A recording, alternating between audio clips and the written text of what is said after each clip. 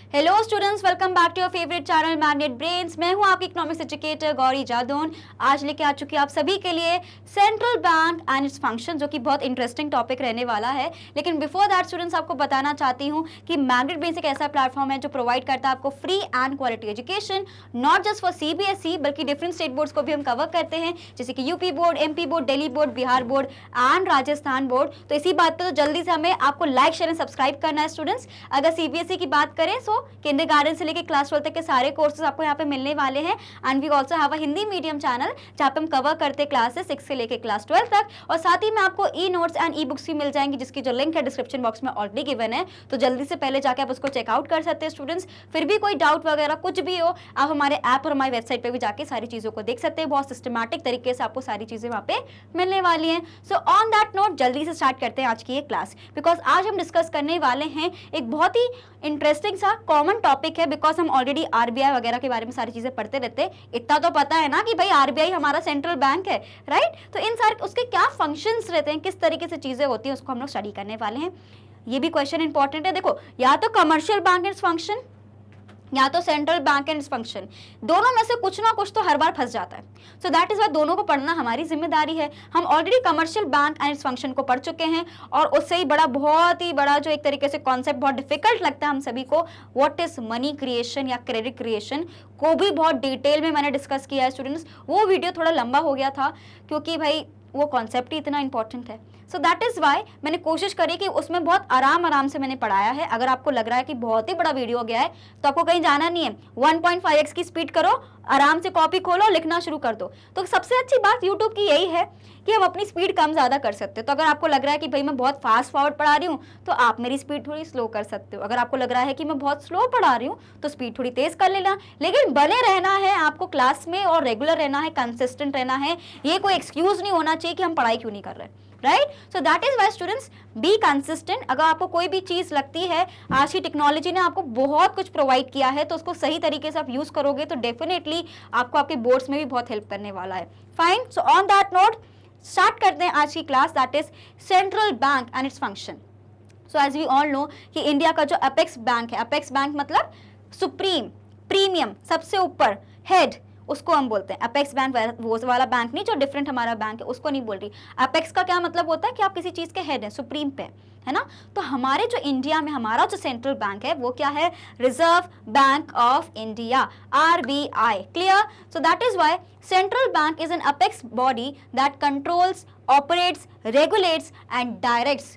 देखो यहीं पे ना इसके फंक्शंस दिख जाएंगे आपको। कंट्रोल करता है, ऑपरेट करता है, रेगुलेट करता है एंड डायरेक्ट करता है। किसको भाई, entire banking and monetary structure of the country. सारी की सारी चीजें कौन डील करता है भाई, RBI। इसको लिख लो, याद कर लो, that central bank is an apex financial institution या body that operates, controls, regulates and directs. क्या क्या चीजें हैं, पहले क्या करता है, कंट्रोल, क्या करता है, ऑपरेट, रेगुलेट एंड डायरेक्ट। किसको भाई, entire financial and monetary structure of a country को। तो बेसिकली क्या है, CORD। ओके, कॉड ऐसे याद रख लो, कॉड ऐसे याद हो जाएगा। सो बेसिकली अपेक्स बॉडी क्या है, कॉड करती है। कॉड किसको करती है भाई, कंट्रोल करती है, ऑपरेट करती है, रेगुलेट करती है, डायरेक्ट करती है। किसको, मॉनेटरी और फाइनेंशियल सिस्टम को, हमारे पूरे बैंकिंग सिस्टम को एक तरीके से कॉड करती है। तो ऐसे याद रखना है, क्या करता है भाई, तो क्या करती है स्टूडेंट्स, बेसिकली कॉड करती है। तो हम यहाँ पे बात कर रहे हैं कि भाई RBI है, RBI क्या करता है भाई, कॉड करता है। किसको भाई, कि पूरे के पूरे इंडियन बैंकिंग सिस्टम को, जो कि भाई मॉनेटरी भी है,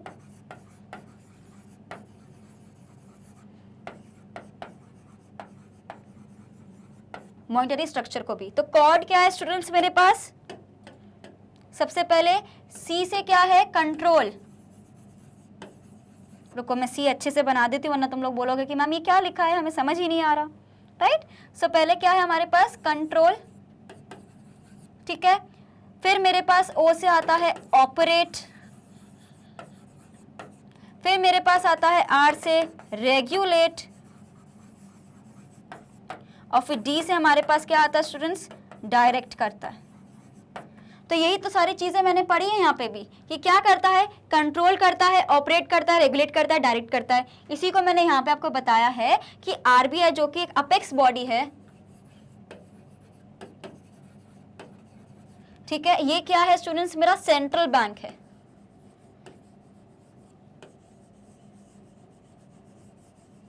ठीक है, ये क्या है, मेरा सेंट्रल बैंक है, एक अपेक्स बॉडी है आरबीआई। आरबीआई क्या करता है, कॉर्ड करता है। कॉर्ड का मतलब control, operate, regulate and direct करता है। किसको भाई, इंडियन बैंकिंग सिस्टम को या मॉनेटरी स्ट्रक्चर को। तो ये जो पूरी डेफिनेशन थी उसका पूरा का पूरा माइंड मैप मैंने आपके लिए रेडी कर दिया है। जल्दी से इसका स्क्रीनशॉट ले लीजिए। तो सेंट्रल बैंक क्या है, आरबीआई। ये क्या है भाई, एक अपेक्स बॉडी है। अपेक्स बॉडी के साथ साथ ये क्या करता है, कॉर्ड करता है। कॉर्ड क्या है मेरे पास, कंट्रोल, ऑपरेट, रेगुलेट, डायरेक्ट। किसको करता है, इंडियन बैंकिंग सिस्टम को और मॉनेटरी स्ट्रक्चर को। क्लियर हो गया, चलो ये भी डन है जी। Now it is known as the apex या supreme body as it occupies the topmost position in the monetary and banking system of the country.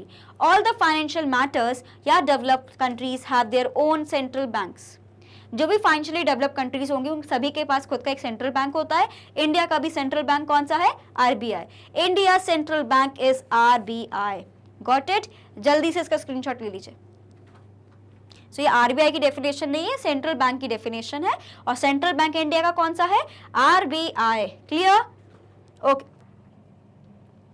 Now RBI was established on April 1st 1935 under the reserve bank of India act 1934। तो RBI का जो act है वो 1934 का है students, ठीक है। लेकिन ये आरबीआई आया कब था, आरबीआई जो एस्टैब्लिश हुआ है वो हुआ है 1 अप्रैल 1935 को। एक्ट पहले बनता है बाद में फॉर्म होता है, so that is why act मेरा 1934 का है और बना कब है, 1935 में एस्टैब्लिश हो गया है। So central bank is also known by different names in the different countries. In India RBI है ना, in UK bank of England, in US it is known as the federal reserve system. तो क्या है, central bank के ना अलग अलग नाम भी हो सकते हैं, जैसे कि इंडिया में हम आरबीआई बोलते हैं, है ना, यूके में क्या बोलते हैं, बैंक ऑफ इंग्लैंड, और यूएस में बोलते हैं स्टूडेंट्स फेडरल रिजर्व सिस्टम। तो अलग अलग नाम इसके हो सकते हैं, फाइन।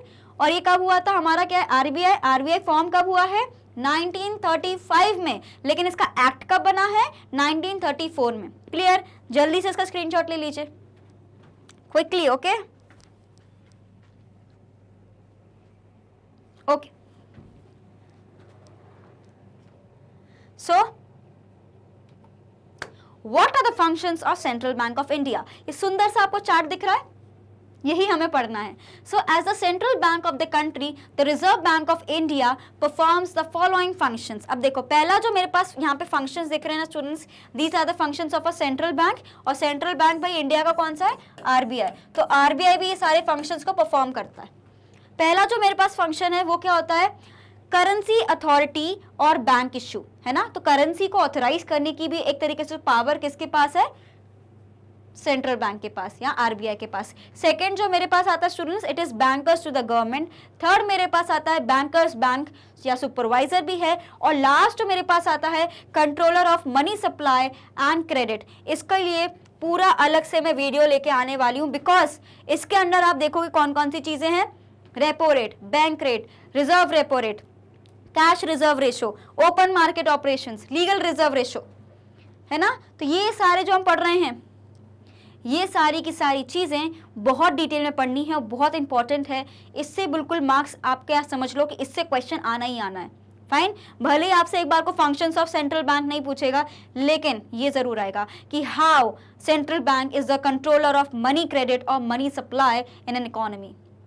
तो इसके लिए ये सारी की सारी चीज़ें हमें पढ़नी पड़ेंगी, और इसके लिए मैं आपका जो नेक्स्ट वीडियो होने वाला है इसी से रिलेटेड होगा। तो सबसे पहले आज जो मैं फंक्शंस आपको पढ़ाऊंगी ना, तो मैं सिर्फ आपको करेंसी अथॉरिटी और bank of issue, bankers to the government, फिर मैं आपको पढ़ाऊंगी कि हम लोग कैसे बैंकर्स, बैंक एंड सुपरवाइजर बनते हैं, और लास्ट वाला जो है हम नेक्स्ट वीडियो में पढ़ेंगे। यानी इस पर्टिकुलर वीडियो में मैं सिर्फ और सिर्फ आपको 3 फंक्शंस ही पढ़ाने वाली हूँ। कौन कौन से?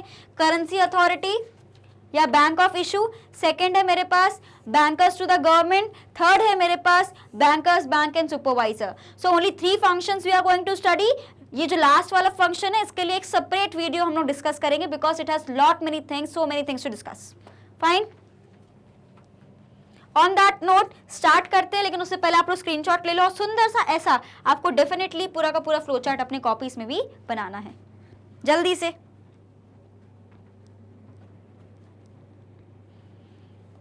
Be quick, okay, done. तो सबसे पहला जो मेरे पास फंक्शन आता है आरबीआई का या सेंट्रल बैंक का, वो कौन सा स्टूडेंट्स? जो है हमारे पास करेंसी अथॉरिटी या बैंकर्स इशू भी हम इसको बोलते हैं, बैंक ऑफ इशू। सबसे पहले central bank has the soul authority for issue of currency in the country. Currency क्या होता है? पैसा, है ना, जो पेपर नोट्स हमारे पास करेंसी है उसको कौन ऑथोराइज करता है? कौन एक तरीके से जिसके पास अथॉरिटी है? किसके पास अथॉरिटी है भाई? कौन इशू कर सकता है? सिर्फ और सिर्फ आरबीआई। आरबीआई का थप्पा लगना जरूरी है, तभी भैया उसको करेंसी बोलेंगे। ऐसे तो कोई भी नोट लगा के आ जाएगा कि पेपर फाड़ के आ गए कि भैया ये हो गए 10 रुपए, कौन मानेगा? उसके लिए आपके पास अथॉराइज होना चाहिए। वो किसके थ्रू होता है? आरबीआई के थ्रू। तो आपको याद रखना है कि जो पहला वाला पॉइंट ये बोल रहा है करेंसी अथॉरिटी, मतलब करेंसी को इशू करने की अथॉरिटी किसके पास है? सिर्फ और सिर्फ सेंट्रल बैंक के पास, जो कि इंडिया में कौन है? RBI. In India reserve bank of India has the sole right of issuing paper currency notes, सिर्फ आरबीआई के पास है। लेकिन एक कैच है इसमें, क्या है भाई? Except 1 rupee notes which are published और notes and coins which are issued by the ministry of finance. Very important. तो जो 1 रुपीज है ना, वो एक तरीके से कौन इशू करता है? मिनिस्ट्री ऑफ फाइनेंस, और बाकी के सारे notes central bank of India. तो अगर मुझे बात रखना है 1 रुपीज नोट या कॉइन जो होगा वो कौन करता है? Finance ministry.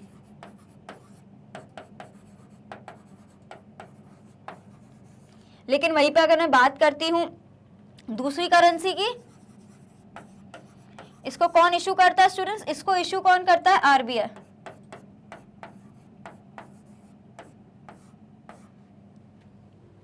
करेक्ट, समझ आया? Okay. So the 1 rupee note bears the signature of finance secretary while other currency notes bear the signature of RBI governor। अब इसी बात पे मुझे आपको कमेंट सेक्शन में बताना है who is the current finance secretary of India and who is the current governor of RBI। Fine, ये आपका होमवर्क क्वेश्चन है कि भाई आरबीआई गवर्नर कौन है और हमारे फाइनेंस सेक्रेटरी कौन है। क्लियर? तो आपको ये समझना है कि 1 रुपी के उस पे किसका साइन होने वाला है? फाइनेंस सेक्रेटरी का। और वहीं पे क्या होने वाला है? जो हमारे प्रॉपर दूसरे जो नोट्स है उसमें किसका सिग्नेचर मिलेगा आपको? गवर्नर ऑफ आरबीआई का। क्लियर? ओके, जल्दी से इसका स्क्रीनशॉट ले लीजिए। देखो पॉइंट्स में लिखवाया है तो पॉइंट्स आप अपने नोट्स में भी लिख सकते हैं, बहुत सिंपल इंग्लिश में लिखा है तो आपको समझ भी आ जाएगा। Clear? Okay. So all the currency issued by the central bank is the monetary liability, that is central bank is obligated to back the currency with the asset of equal value to enhance the public confidence in paper currency। देखो क्या होता है कि जैसे कि मैंने आपको example दिया कि ये नोट्स की वैल्यू है कैसे, कि भाई ये 10 रुपए का क्यों है? ऐसे तो कोई भी पेज फाड़ के ले आएगा, ये 10 रुपए क्यों नहीं हो सकता? तो उसकी जो वैल्यू है उसको कौन डिटरमाइन करता है? उसकी वैल्यू को मेंटेन करने का काम किसका है? सेंट्रल बैंक है, आरबीआई का, है ना। तो आपको उसके लिए कुछ वैल्यू रखना पड़ता है, जैसे कि we keep foreign exchange, we keep gold, उसके बदले में वैल्यू डिसाइड होती है कि ठीक है कि इसकी वैल्यू इतनी रहने वाली, ये 10 रुपए का नोट है, ये 100 रुपए का नोट है। तो क्या है कि अगर आप चाहते हो कि लोगों का कॉन्फिडेंस बढ़े आपके पैसे में, तो उसके लिए आपको क्या करना पड़ेगा? आरबीआई को एक लायबिलिटी है, बिकॉज उसको बैक करना पड़ेगा, बैक मतलब सपोर्ट करना पड़ेगा थ्रू आउट, सो दैट कि उसकी वैल्यू गिरे ना। Assets usually consist of gold coins, gold billions, foreign currencies, domestic governments, local currency securities. तो ये सारे क्या होते हैं स्टूडेंट्स? इसके बदले में हमें वैल्यू मिलती है फॉर नोट्स। तो जो आप यहाँ पे देख रहे हो ना, तो सेंट्रल बैंक इज ऑब्लाइज, मतलब एक तरीके से उसको करना पड़ेगा to back the currency with the assets. तो कौन से असेट्स है मेरे पास? गोल्ड कॉइन्स हैं, है ना, फॉरेन करेंसी है, डोमेस्टिक सिक्योरिटीज है, ये सारी चीज एक तरीके से वैल्यू एनहांस करती हैं किसकी, पेपर करेंसी की। क्लियर, जल्दी से आपको ये स्क्रीनशॉट लेना है। डन, रुको इसको मैं रब कर देती हूँ, अब आप अच्छे से स्क्रीनशॉट ले सकते हो। आपको बता देती हूँ यही असेट्स की यहाँ पे बात हुई है यहाँ पे, ठीक है, जल्दी से स्क्रीनशॉट ले लीजिए।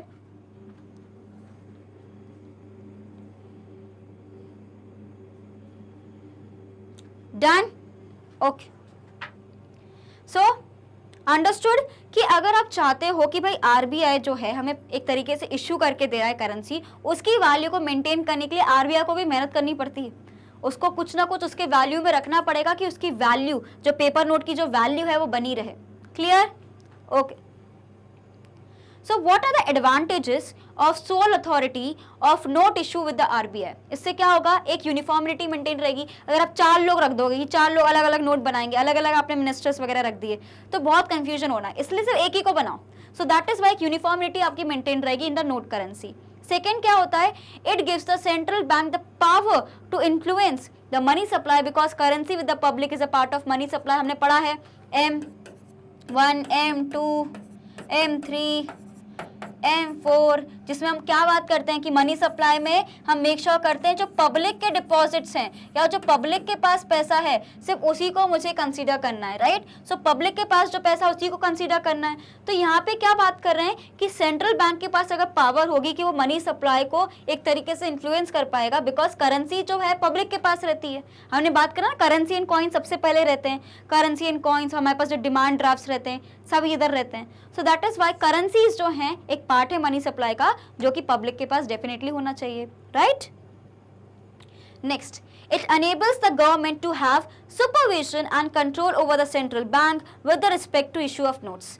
क्या होता है, गवर्नमेंट के पास भी एक तरीके से पावर रहती है जिसमें वो मेक श्योर करता है कि आरबीआई भी ढंग से फंक्शन कर रहा है, तो दोनों के बीच में एक पार्टनरशिप चलती है जिसके थ्रू वो लोग एक तरीके से रिस्पॉन्सिबल होते हैं कि कैसे मनी सप्लाई और कैसे फाइनेंशियल स्ट्रक्चर हमें इंडिया का रखना है।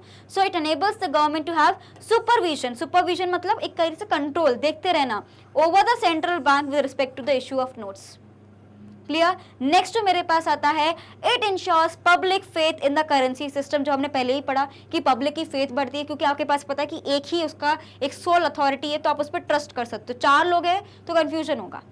It helps in stabilisation of internal and external value of its currency. देखो ये क्या होता है इंटरनल और एक्सटर्नल, आगे जाके आप डेफिनेटली अपने चैप्टर्स में पढ़ने वाले हो, जिसमें हम लोग बात करते हैं कि जो फॉरेक्स होता है, फॉरेक्स क्या होता है स्टूडेंट्स, बेसिकली जो फॉरेन करेंसी होती है वो दूसरे करेंसी के बदले में उसकी वैल्यू क्या है। जैसे कि 1 रुपीज़ की अगर मैं बात करूं, अभी करेंटली कुछ 83 रुपीज़ इसके डॉलर्स हैं, मतलब एक रुपये कितने के बराबर है यूएस में, $83, मतलब आपको $83 के हिसाब से सारी चीज़ें करनी पड़ेंगी। तो हम लोग बहुत पीछे चल रहे हैं, हमारी जो करेंसी है बहुत पीछे है। कि आप सोचो कि यहाँ पे 1 रुपये तो 1 रुपये के बराबर ही है, लेकिन वहाँ पे क्या है, अगर $83 ही है, अगर कोई चीज़ 4 रुपए की, मतलब 83 × 4 करो, उतना हमें पैसा दुगना देना पड़ेगा। तो आप देख सकते हो कितना डिफरेंस है ना। तो यहाँ पे क्या हो गया कि हमारी जो करेंसी है डॉलर के हिसाब से बहुत कम पड़ती है, तो उन सारी चीजों को मैनेज करना किसका काम है, सेंट्रल बैंक का। फाइन, समझ आया, जल्दी से इसका स्क्रीनशॉट ले लीजिए क्विकली।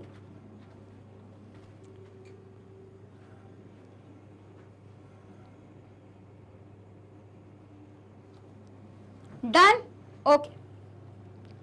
सेंट्रल बैंक और central government is also authorise to borrow money from central bank. तो ये भी बहुत अच्छा पॉइंट है कि गवर्नमेंट भी एक तरीके से बोरो कर सकती है आरबीआई से।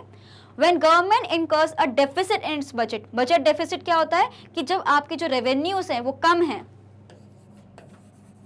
जब आपके जो रेवेन्यूज क्या है, कम है एज कंपेयर टू एक्सपेंडिचर्स, यानी आप खर्चा ज्यादा कर रहे हो लेकिन आपके पास पैसे कम आ रहा है, तो उस केस में क्या हो रहा है, बजट डेफिसिट हो जाता है। डेफिसिट का मतलब होता है किसी चीज की कमी।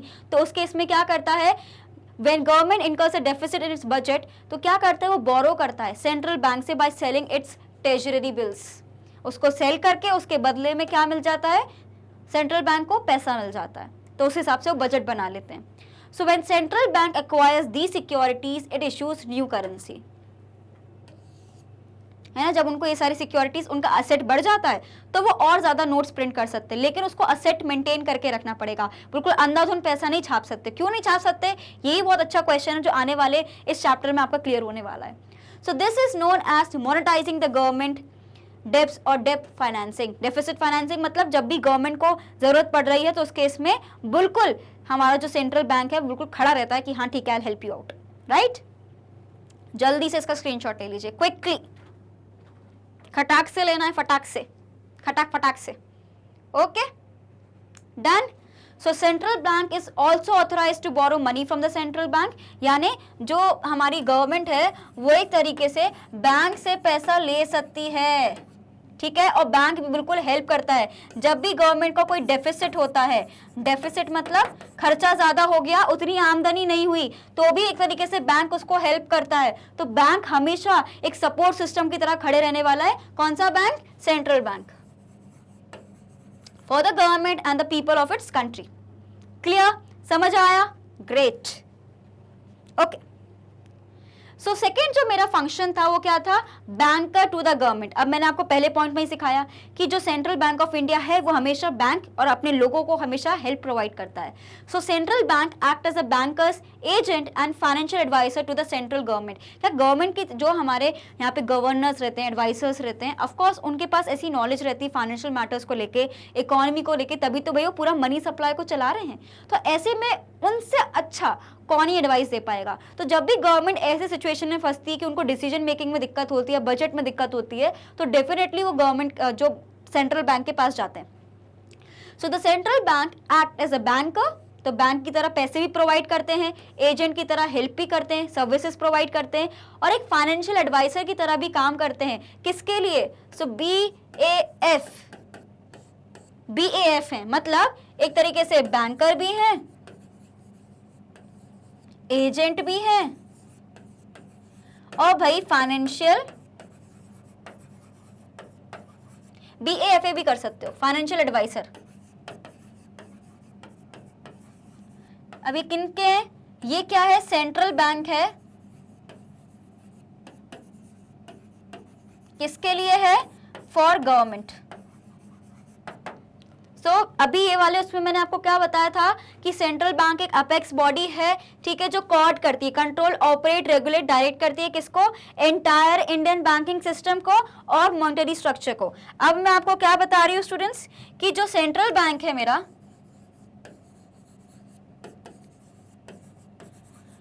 वो गवर्नमेंट का क्या है भाई, BAFA। पहला क्या है, पहला क्या है स्टूडेंट्स, बैंकर है। दूसरा क्या है स्टूडेंट्स, एजेंट है। और थर्ड क्या है मेरे पास, फाइनेंशियल एडवाइजर।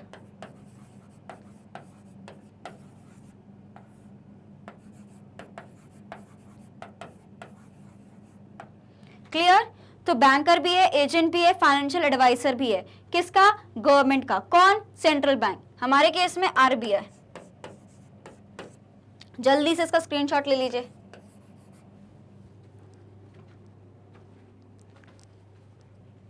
Quickly, okay. सो सेंट्रल बैंक का जो दोस्त है कौन है, हमारा गवर्नमेंट का कौन दोस्त है, सेंट्रल बैंक, ऐसे याद रखो। कौन है भैया, BAFA है, ठीक है, बैंकर भी है, एजेंट भी है, फाइनेंशियल एडवाइजर भी है। कौन है भाई, सेंट्रल बैंक, किसका, हमारी गवर्नमेंट का।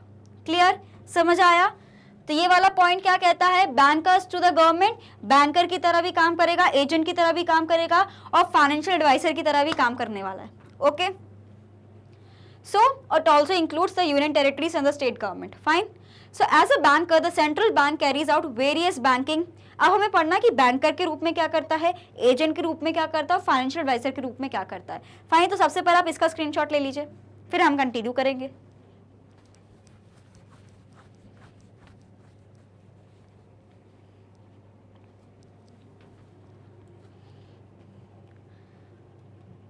सो सेंट्रल बैंक वाले हमने पढ़ लिया पूरा। So central bank act as a banker, agent and a financial advisor. अब बात कर रहे थे भाई बैंकर के रूप में कैसे है। So to keep the cash balances of the central and the state government, the central bank maintains a current account. तो मैंने आपको क्या बताया था, डिफरेंट काइंड्स ऑफ अकाउंट्स होते हैं।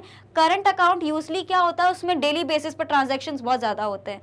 तो क्या होता है कि जो हमारा जो आरबीआई है, रिजर्व बैंक ऑफ इंडिया है, वो गवर्नमेंट का, चाहे वो स्टेट गवर्नमेंट हो चाहे सेंट्रल गवर्नमेंट हो, दोनों का ही करंट अकाउंट मेंटेन करके रखता है।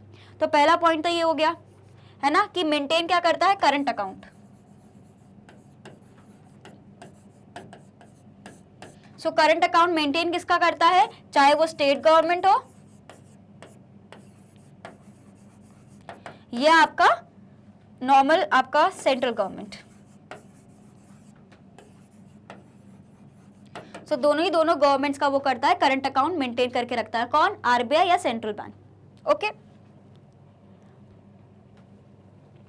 it accepts receipts and make payments for the government and also carried out exchange, remittance and other banking operations of the central and state government।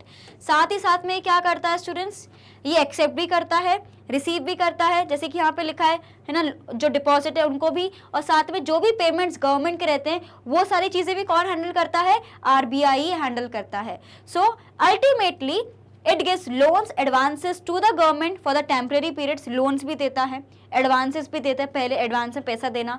The government sell its treasury bills to the central bank in order to borrow money. लेकिन government कैसे borrow करेगी, government money bank से कैसे बोरो करती है, जब वो क्या करते हैं, sell their treasury bills. Treasury bills एक बेसिकली काइंड ऑफ एक बिल रहता है जिसमें आप उसकी एक वैल्यू गिवन रहती है, people invest in those, government assured रहती है, तो उसकी जो वैल्यू इंक्रीज रहती है, तो उसको अगर बेचते हो तो एक तरीके से आरबीआई के पास इनडायरेक्टली मनी आ रहा होता है। So that is treasury bill. Okay, आपने ऑलरेडी इसको अकाउंटेंसी में पढ़ा हुआ है ना, पढ़ा है कि नहीं पढ़ा। So we have treasury bills. Okay fine. So अगर गवर्नमेंट को अगर बैंक से पैसे लेने हैं, अगर गवर्नमेंट को बैंक से पैसे लेने हैं तो क्या करना पड़ेगा, ट्रेजरी बिल्स को सेल करना पड़ेगा। Clear. Okay, so as an agent the reserve bank of India, तो ये हमने क्या पढ़ा है अभी तक। एज अ बैंकर क्या करते हैं, पहले तो क्या कर रहे हैं, करंट अकाउंट मेंटेन कर रहे हैं, दूसरा क्या कर रहे हैं, मनी एक्सेप्ट कर रहे हैं, एक तरीके से ऑपरेशंस पूरे परफॉर्म कर रहे हैं, और थर्ड क्या बोल रहे हैं, अगर गवर्नमेंट को पैसा चाहिए तो अपने ट्रेजरी बिल्स को बेचना पड़ेगा। ये तीन हमारे क्या फंक्शंस हो गए एज अ बैंकर। अब जो मेरे पास बात आती है एज एन एजेंट क्या करना रहता है। So the reserve bank of India that is the RBI or the central bank is responsible for the management of public debt, that is financial advisor. It gives advice to the government for time to time on financial, monetary and economic matters। तो अगर agent की बात करती हूँ, as an agent RBI क्या करता है, central bank को काफ़ी सारी चीज़ों के लिए मैनेज करता है, ऑपरेशंस को मैनेज करता है, हर तरीके से सर्विसेज जो भी फाइनेंशियल सर्विसेज रहती हैं गवर्नमेंट से रिलेटेड को हैंडल करता है। लेकिन जब मैं बात करती हूँ financial advisor, what is the meaning of advisor, एक तरीके से इन्फ्लुएंस करना, हेल्प करना। तो जैसे गवर्नमेंट को भी अगर कोई डिसीजंस लेने तो उसमें भी एडवाइस करता है कौन, आरबीआई गवर्नमेंट को। So it gives advice to the government from time to time for financial, monetary and economic matters. Clear. तो एज एन एजेंट भी हो गया, एज अ फाइनेंशियल एडवाइजर भी हो गया, और एज अ बैंकर भी हम सारी चीजों को पढ़ चुके हैं। क्लियर। जल्दी से इसका स्क्रीनशॉट ले लीजिए क्विकली। ओके स्टूडेंट्स, तो इससे हमारा जो पहला वाला जो चीज़ें थी ना, चाहे वो बैंकर हो, चाहे वो एजेंट हो, चाहे वो फाइनेंशियल एडवाइजर हो, तो हमने पूरा BAFA को कंप्लीट कर लिया। ठीक है। तो एज अ बैंकर क्या क्या करता है भाई, वो करंट अकाउंट को मेंटेन करता है, और साथ ही में अगर गवर्नमेंट को अगर बैंक से लोन चाहिए तो उसको क्या करना पड़ेगा, अपने ट्रेजरी बिल्स को सेल करना पड़ेगा। और हमने क्या पढ़ा कि जो भी ऑपरेशंस होते हैं, एक्सेप्ट करना, पेमेंट करना, ये सब भी गवर्नमेंट के लिए कौन करता है, आरबीआई करता है। सो विद दैट मेरा बैंकर वाला पार्ट कंप्लीट हो गया। अब बात आती है एजेंट की। तो एजेंट के लिए भी सारे ऑपरेशंस को मैनेज करना, रिस्पॉन्सिबिलिटीज को देखना, वो भी गवर्नमेंट का कौन काम करता है, आरबीआई।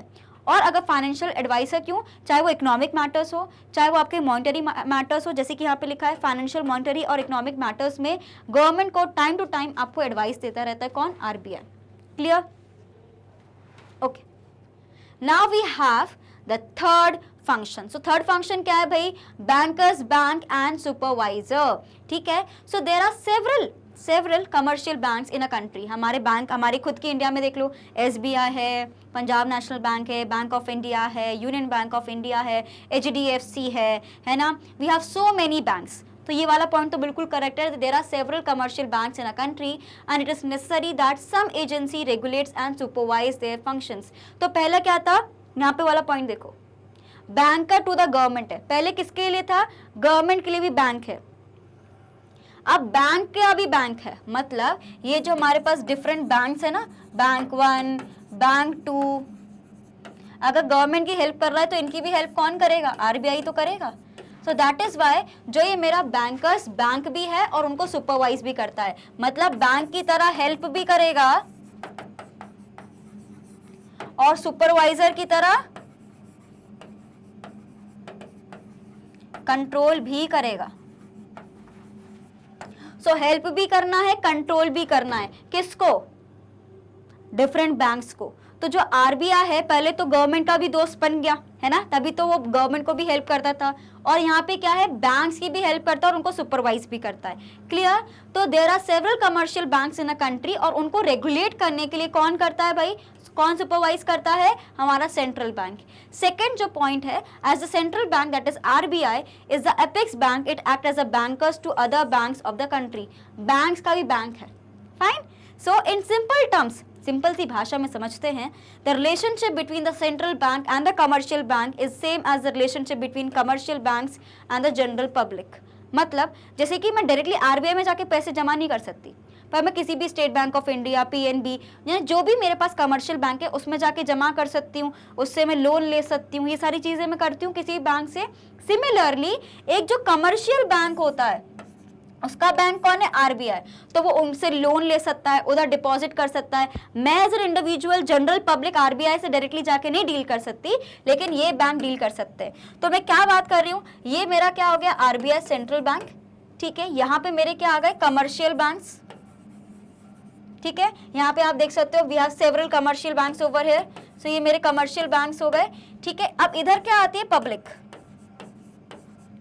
तो जैसे कि जो पब्लिक है वो पैसे का लेन देन कर सकती है कमर्शियल बैंक से, RBI से डायरेक्टली नहीं कर सकती। सिमिलरली कमर्शियल बैंक किससे डील करता है, RBI से। तो ये जो है हियरार्की चल रही है, RBI, commercial bank and public. और RBI किसके इक्विवेलेंट है, इक्विवेलेंट मतलब गवर्नमेंट को हेल्प करती है, जो कि सेम है, ठीक है। तो इस तरीके से पूरा हमारा फंक्शन चलता है।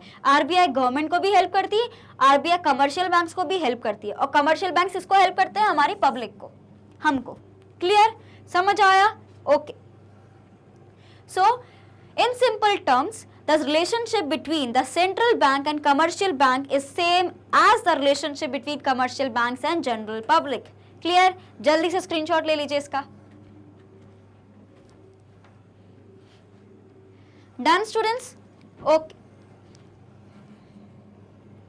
So as the banker's bank है ना, बैंक का भी bank, the central bank performs the following 3 functions. पहला फंक्शन है मेरे पास कस्टोडियन ऑफ कैश रिजर्व्स, फिर मेरे पास आता है the lender of last resort, और फिर हमारे पास होता है क्लियरिंग हाउस। ये 3 चीजें हमें पढ़नी है, फाइन। सबसे पहले कस्टोडियन ऑफ कैश रिजर्व्स। क्या कैश रिजर्व्स मैंने कहीं पढ़ा है, क्या मनी मल्टीप्लायर में मैंने नहीं पढ़ा कि कैश रिजर्व्स भी होता है, LRR पढ़ा है ना हमने, लीगल रिजर्व रेशो नहीं पढ़ा, पढ़ा है ना, exactly. So custodian of cash reserves का मतलब यहाँ पे स्टूडेंट्स ये है, it is essential for any commercial bank to keep a certain part of it deposit, also known as cash reserve ratio, with the central bank. By keeping their portion of money, the central bank act as a custodian of cash reserves. Custodian मतलब एक तरीके से protect करके रखेगा। तो यहाँ पे क्या होता है कि जो मेरे पास सेंट्रल बैंक है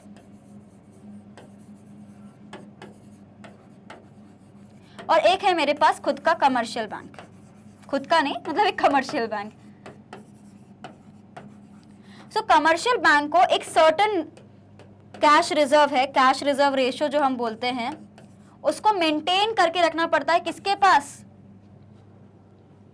सेंट्रल बैंक के पास। तो आपको याद रखना है कि जो कैश रिजर्व रेशियो इसको ये क्या होता है, इसको डिटेल में पढ़ने वाले आने वाली क्लास में, डोंट वरी, लेकिन अभी सब आपको इतना समझना है कि कैश रिजर्व रेशियो एक तरीके का अमाउंट जो किसी बैंक को संभाल के रखना पड़ता है, वो उसको किसके पास संभाल के रखता है? आरबीआई के पास। तो CRR that is cash reserve ratio with the central bank, central bank के पास आपको रखना है। Clear? By keeping this portion of the money, the central bank act as a custodian of cash reserves of commercial banks.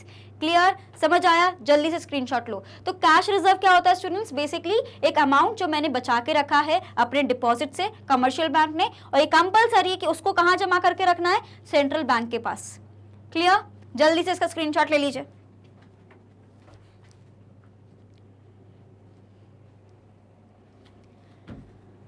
Done? समझ आया?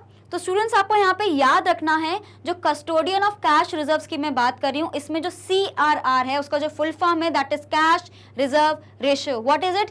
Cash reserve ratio. इसको maintain करके रखना पड़ता है किसको? कमर्शियल बैंक्स को। कहाँ जमा करते हैं? आरबीआई के पास। यानी बेसिकली कमर्शियल बैंक्स को सेंट्रल बैंक के पास रखना है, बिकॉज ऑफकोर्स इंडिया में तो आरबीआई हम बोलते हैं, डिफरेंट कंट्रीज में डिफरेंट बोलते हैं। सो दैट इज वाई आपको ये सारी चीजें भी याद रखनी है कि जो मेरा कैश रिजर्व रेशियो है स्टूडेंट्स, वो क्या होता है मेरे पास? CRR, जो कि मैं सेंट्रल बैंक के पास सेव करके रखती हूँ।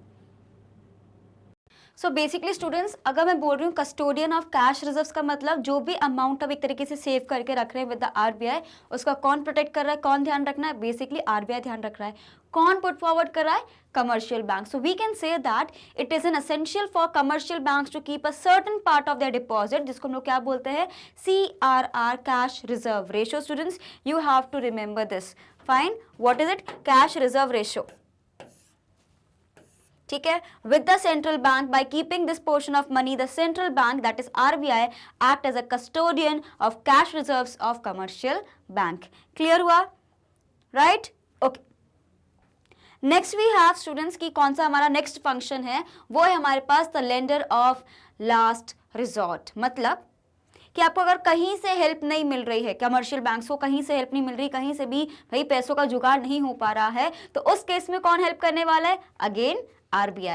So students, when commercial banks are unable to meet their financial requirements from other sources, of course पहले आप कोशिश करोगे ना कि यहाँ से पैसे मिल जाए, वहाँ से मिल जाए। अगर आपको भी दिक्कत होती है तो आप क्या कोशिश करते हो कि मम्मी पापा से पैसे मिल जाए या दोस्त से पैसे मिल जाए, फिर कुछ नहीं होता, देन आप लोन लेते हो, राइट? सिमिलरली कमर्शियल बैंक के साथ भी स्टूडेंट्स के पहले वो कोशिश करते हैं कि जितना वो खुद से अरेंज कर सके करें, उसके बाद they go to RBI, right? So यहाँ पे क्या बोल रहे हैं? When the commercial banks are unable to meet their financial requirements from every other source, तो क्या बोल रहे हैं?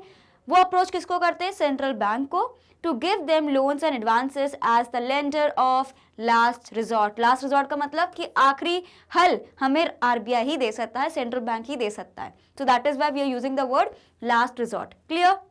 Now, by discounting the approved securities and bills of exchange, the central bank assists the commercial banks. तो आपको बिल्कुल bills of exchange और discounting के थ्रू आपको क्या मिल जाएगा स्टूडेंट्स? आपको अमाउंट मिल जाएगा, लोन्स एडवांसेस मिल जाएंगे, और कमर्शियल बैंक्स एक तरीके से अपनी जो उनकी फाइनेंशियल रिक्वायरमेंट्स है उसको फुलफिल कर सकता है। क्लियर? जल्दी से इसका स्क्रीनशॉट ले लीजिए, बहुत सिंपल सा ये फंक्शन था।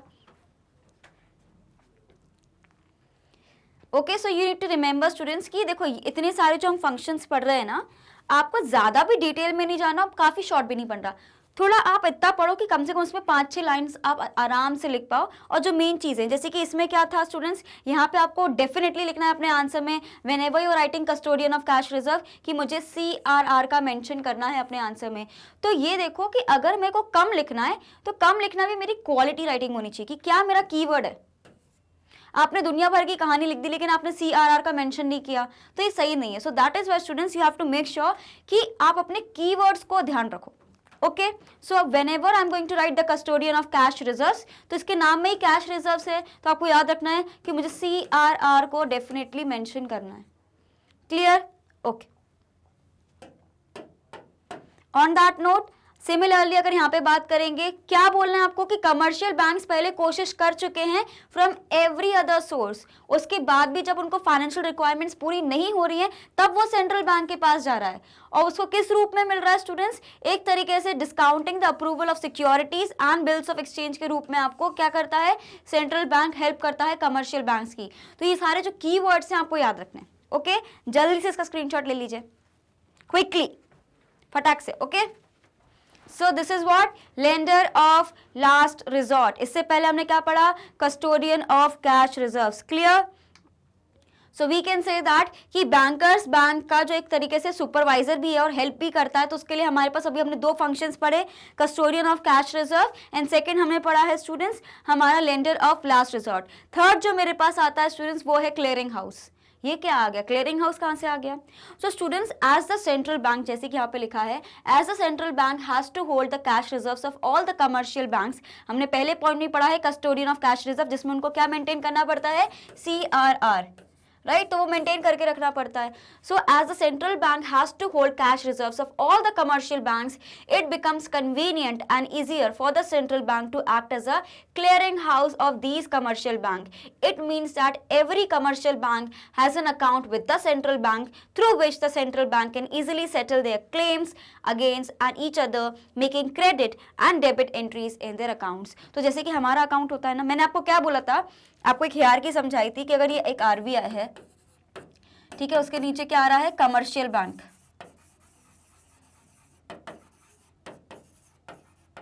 ठीक है, और फिर आती है यहाँ पे पब्लिक यानी हम।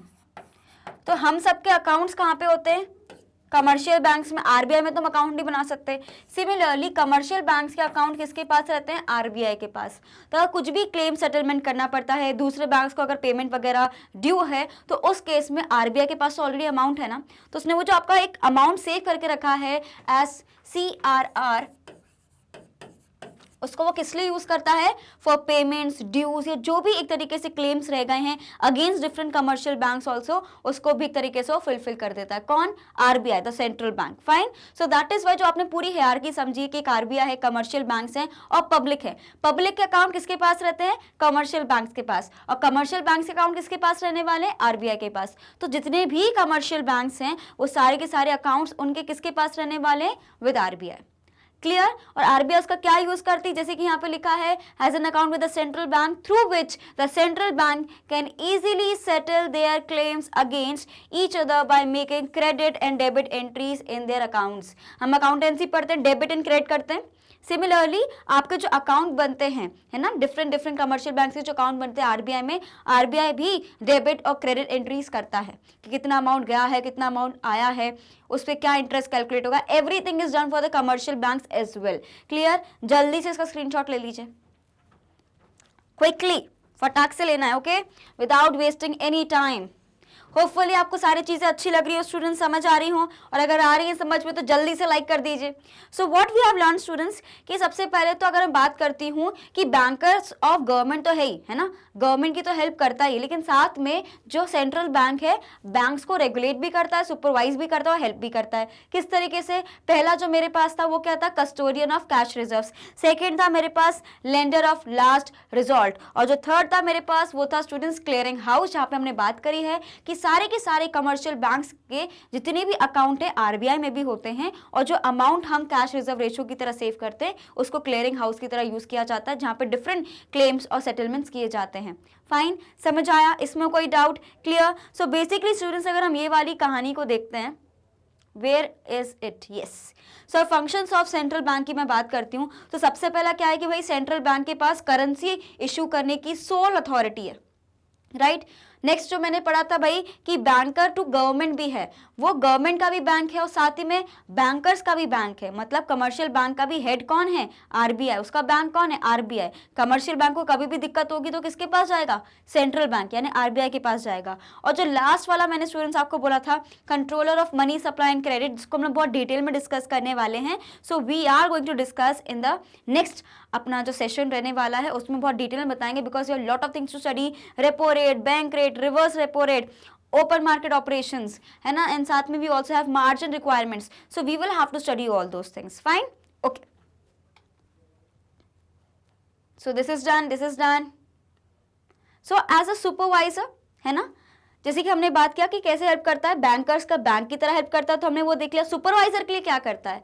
सो the central bank controls and regulates commercial banks. The regulation of commercial banks can be related to their branch expansion, licensing से रिलेटेड, भाई अगर बोल रहे कि नहीं और ब्रांचेस होनी चाहिए, है ना, मैनेजमेंट से related, of course merging, different banks को मर्ज किया जाता है तो वो भी गवर्नमेंट के हाथ में है, liquidity, assets, winding up, everything it is related to the central bank, उसको हैंडल करती है। Fine.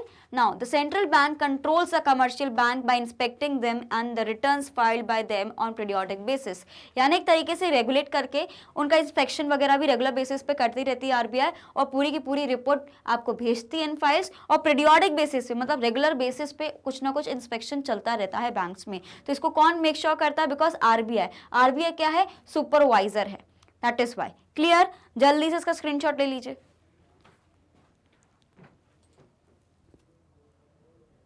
Done? Okay students.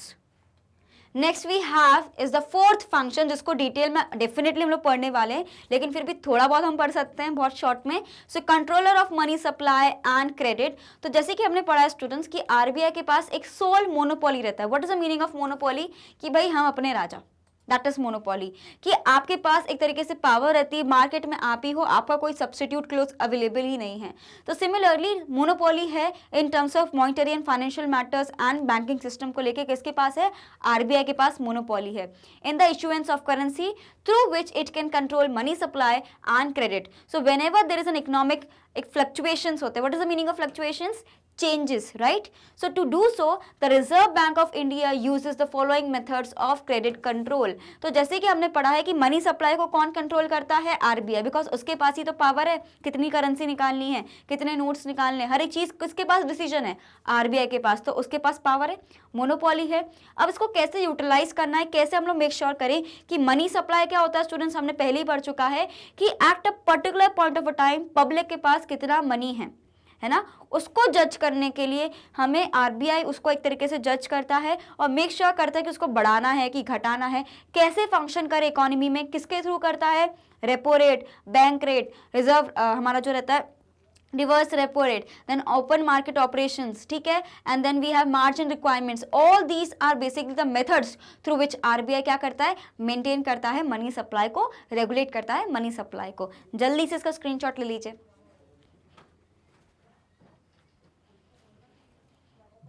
Done? Okay. So students, this was all about this video. Fourth वाला जो हमारा पर्टिकुलर पॉइंट है उसका डिटेल में आपको नेक्स्ट सेशन में लेके आने वाली, जहाँ पे हम लोग बहुत डिटेल में सारी चीज़ों को डिस्कस करेंगे। अभी हम लोगों ने बहुत अच्छे से डिस्कस किया है कि भाई सेंट्रल बैंक क्या है, हमने बात करी कि सेंट्रल बैंक इंडिया का क्या है, reserve bank of India RBI, उसके क्या फंक्शंस हैं, ये सारी चीज़ें हम ऑलरेडी डिस्कस इस वाले पर्टिकुलर सेशन में कर चुके हैं। स्टूडेंट्स, आपको किसी भी चीज़ में डाउट आता है, let me know in the comment section, because आपको ही पता है कि आपके कॉमेंट्स को डेफिनेटली मैं देखती हूँ और रिप्लाई भी करती हूँ on regular basis. So definitely students, अगर आपको कोई भी डाउट आता है you can let me know in the comment sections below, क्योंकि हम लोग का काम ही है स्टूडेंट्स कि आपको प्रोवाइड करना है free and quality education, and not just for CBSE, for different state boards as well, जैसे कि Delhi board, Bihar board, UP board, MP board and Rajasthan board. For CBSE kindergarten से लेकर क्लास 12 तक के सारे कोर्सेज आपको यहाँ पे मिल जाएंगे। And we also have a Hindi medium channel जहाँ पे हम कवर करते हैं क्लासेस 6 से लेकर क्लास 12 तक। और सिर्फ हमें यूट्यूब पे नहीं, डिफरेंट सोशल मीडिया साइट्स पे भी आपको डेफिनेटली फॉलो करना है स्टूडेंट्स, जैसे कि फेसबुक हो गया, इंस्टाग्राम, ट्विटर, टेलीग्राम, व्हाट्सअप, ताकि कोई भी इंपॉर्टेंट अपडेट आपसे बिल्कुल ही मिस ना हो स्टूडेंट्स। एंड वंस अगेन, आपको फिर भी कोई डाउट वगैरह कुछ भी रहता है, आप हमारे ऐप और हमारी वेबसाइट को जाके डेफिनेटली चेकआउट कर सकते हैं। We also provide e notes and e books, जिसकी जो लिंक डिस्क्रिप्शन बॉक्स में ऑलरेडी गिवन है, तो जल्दी से पहले जाकर आप वो देख लो। और इसी बात पे जल्दी से हमारे चैनल को लाइक, शेयर एंड सब्सक्राइब कर दीजिए students. And keep learning, be motivated, और रेगुलर रहना है, कंसिस्टेंट रहना है। कोई भी डाउट हो डेफिनेटली आपको कॉमेंट सेक्शन में मुझे बताना है। एंड होपफुली आपको वीडियो अच्छा लगा हो। Thank you for watching.